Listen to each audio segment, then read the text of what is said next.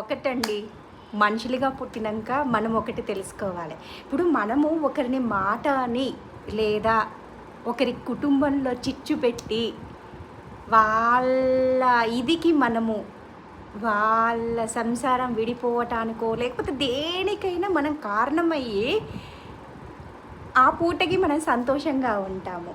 మనలో మంచి ఉందా చెడు ఉందా అనేది ఎవరు చూడగలుగుతారు? ఈవెన్ మీ అమ్మ మీ అక్క చెల్లెళ్ళు కూడా చూడలేరు.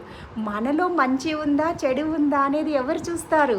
ఒకరున్నారు తెలుసు కదా, పైన దేవుడు.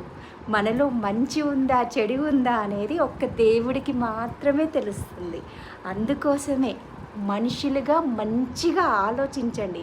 మూడో కన్ను ఎవరు చూడరు కదా అని తప్పుల మీద తప్పులు, పొరపాట్ల మీద పొరపాట్లు చేసుకుంటూ పోతే ఏమొస్తుంది? కర్మ అనేది ఎవరిని ఇడిచిపెట్టదండి. ముష్టివాడినైనా ఇడిచిపెట్టదు, ఒక ప్రైమ్ మినిస్టర్నైనా కూడా ఇడిచిపెట్టదు. ఆ దేవుడికి కర్మ ఎవరికైనా ఒకేలాగా ఉంటుంది. ఆ దేవుడికి తారతమ్యాలు ఉండవు కదండి. మనం మనుషులుగా పుట్టినాక మనకి అది ఉందని ఇది ఉందని, నేను అంతని నేను ఇంతని, మీరు మంచి వాళ్ళు కాదు నేను మంచి వాళ్ళని, ఇవన్నీ మనకుంటాయి కానీ దేవుడికి ఉండదు తారతమ్యం. తప్పు చేసిన వాళ్ళు ఎవరైనా సరే కర్మ విడిచిపెట్టదు, అనుభవించే తీరాలి. Be positive everyone.